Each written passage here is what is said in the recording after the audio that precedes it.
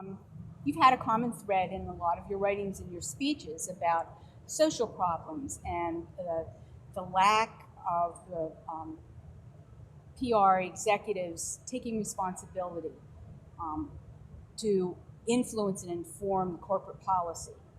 Um, you, you've been a bit of a maverick in this area, and I was just wondering, has the industry made any headway now at this point in 2008 in this in changing that corporate conscience? First of all, let me say that you couldn't grow up in the Depression and not be affected by a social awareness. And obviously, that's where I got mine, just experiencing it, not reading about it, but feeling it. Uh, the second part of your question, has the PR industry gone anywhere with social awareness? Uh, in terms of corporate policy, I think most PR people have withdrawn from that area completely and abandoned it to the communications function. I mentioned Walmart as a good example of a company that was doing something about it. I think there are quite a number of companies that have changed policies to be socially more sensitive. Uh, when the corporations failed to change their policies, the law forced by public opinion changed it for them. I'll give you an example. In 1950, when I was running the assignment desk at CBS Television News, uh, I hired what we then would have called a Negro, now African American employee, to work on the assignment desk assigning stories. Very well qualified guy. Well, afterwards, I was called in by the employment director, and I was bawled out like I will never forget. And I was told that the company was stuck. They couldn't fire him now, but they didn't want him in the first place. And why did I hire him? And if I ever did anything like that again, I'd be fired. Well, uh, that was characteristic of the employment policies of most corporations at that period. Uh, and utilities across the country, the exclusions varied. They always excluded African Americans, but many of them excluded Catholics, some of them excluded Jews, some excluded Protestants. I mean, it was different everywhere, but there were all kinds of rules like that. The public opinion finally came not to tolerate anymore, and the law changed it for them. But I don't think public relations people played any role in that at all. I don't think public relations people have been sensitive to those things at all. Now maybe I'm doing an injustice in it, but it's very few companies that have shown leadership in that respect, or there are many companies that have shown leadership, but it didn't come from the public relations people. It came from marketing people who said, "Hey, if we do so and so, we'll sell more products," or something like that. Talk a little bit about your activities and influence in the National Urban League. Well, for many years, I was a director, or I've forgotten whether it was called a trustee or a director of the National Urban League. And I worked very closely with Whitney Young. And Whitney Young was one of the really great civil rights leaders. Has been shown already on a postage stamp. And there were many questions of policy that we used to talk about, work, and finally reach conclusions and recommendations about. The Urban League was not a political organization. It was a social agency. It was intended to help train people for jobs and so on and so on. Well, finally, when the Civil Rights Act was passed, uh, and a number of corporations came to the Urban League and they said, well, look, now we'll hire, again, Negroes in that context. You send us candidates and we'll hire them if they're qualified. Well, the fact was there were very few qualified because they had been excluded from all the training programs in the universities and so on. The Urban League came up with a wonderful idea. A woman named Nancy Lane at the National Urban League came up with the idea of something called the Black Executive Exchange Program. Here's what it was. These are the details I may be wrong about because it's a long time ago, but the substance is accurate. Let's say that in that period, in the mid 60s, the IBM, which was always a social pioneer, might have had, let's just say, half a dozen black professional computer experts. Very few in any case, but they had some. Nancy Lane went to IBM and she said, "Would you help us out and lend us one of these people for 1 week only to speak at a historically, what we could now call historically black college?" So IBM was very decent, and they said, "Sure." So this computer expert would go down, let's say, to Morehouse College or to any of the black colleges, and would spend 1 week there in residence as a visiting professor in residence. And for 3 days a week, maybe, he would lecture to classes on the computer. Not talking about civil rights, he'd talk about the computer. He'd start teaching an introduction to the computer. And then the last couple of days of the week, he would be there to answer any questions and meet with the students. Well, this influenced an awful lot of careers of young people who never would have thought of it because the careers had been closed to them up to that point. And the Urban League expanded this program over a period of years to a couple of dozen colleges, hundreds and hundreds of visiting professors, none of whom were paid or given anything except a certificate of appreciation. And it was a wonderful program. I was very proud that I was one of the people that helped start it. What was the biggest challenge that you have faced in your life?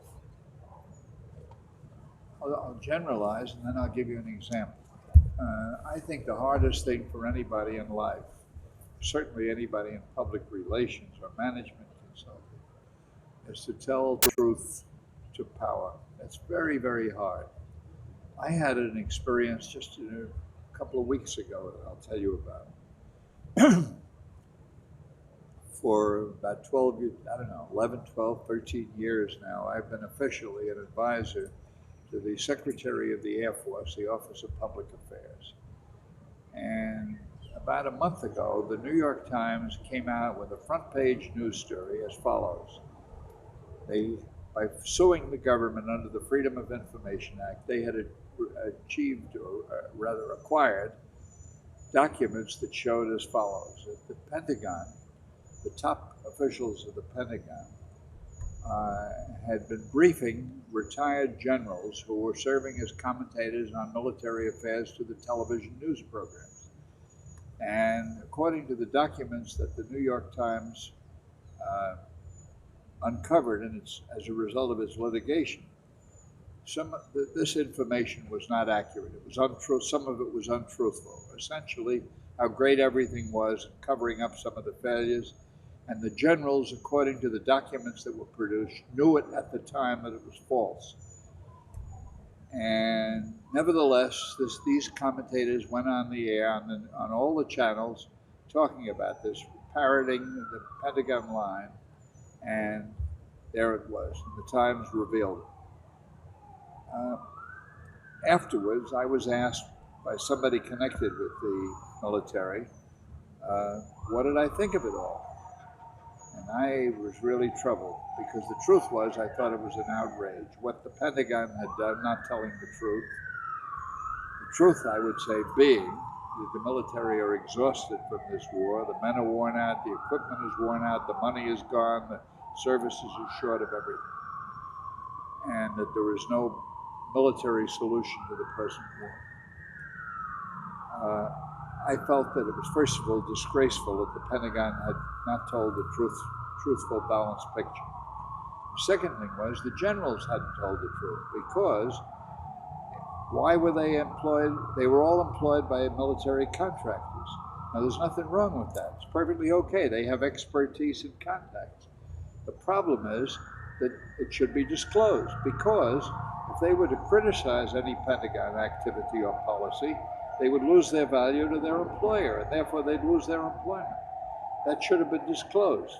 If it had been disclosed, there would have been nothing wrong with it. The third failure was the media. The media should have investigated and found out that these military commentators were not impartial, honest commentators, but they were under the control, effectively, of the Pentagon. And if they had disclosed that, it would have been okay. If the public knew who they were, they could judge it accordingly, but they didn't. Or they didn't even bother to try to find out. So that was my dilemma. Was this?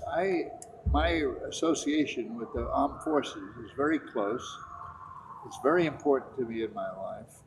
It's enriched my life, and I didn't want to lose it. And I was afraid that if I said what I honestly thought, which is what I've just said to you, that they would cut me off. And so I stalled for a couple of days before I answered it. The whole problem, what should I do? And I finally decided that if I couldn't tell the truth, what good was I? Was the access to the military that important to me that I was willing not to tell the truth? So I told the people involved exactly how I felt, and I waited for the axe to fall on my head. Subsequently, within the following 10 days, I had occasion to talk to some very senior military commanders, and they all agreed with me, and they all said they felt exactly the same way, that they were terribly offended by the breach of integrity, which was the essence of their character and their lives. So feeding into this,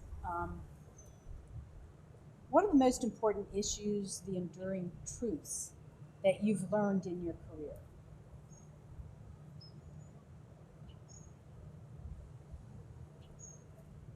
It's a broader question than asking me about public relations, and I like it for that reason.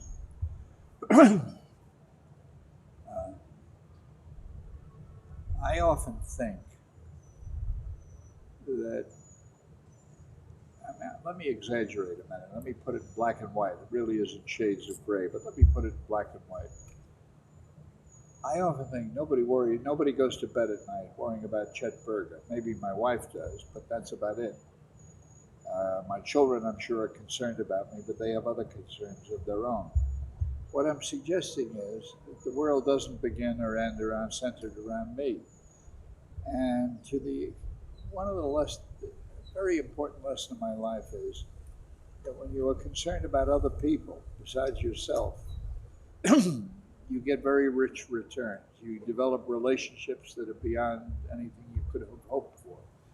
That if you genuinely, I don't mean being a phony, but if you genuinely care about other people, they care about you. So I would say that's perhaps as good a lesson as any.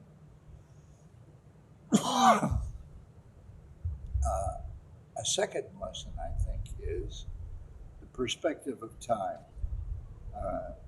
When I talk with my grandchildren, or of whom I have many, their life experience is shaped by only what they have known in the few years of semi-adulthood. When you look at the perspective of time and you get interested in history and realize the origins of ideas and how the wheel turns and how things change and how things come back and are different or are the same and so on, the perspective of time is very, very important to me, and that's interested me so much in history. That's the reason for it. It helps me understand today much better. That's a wonderful answer.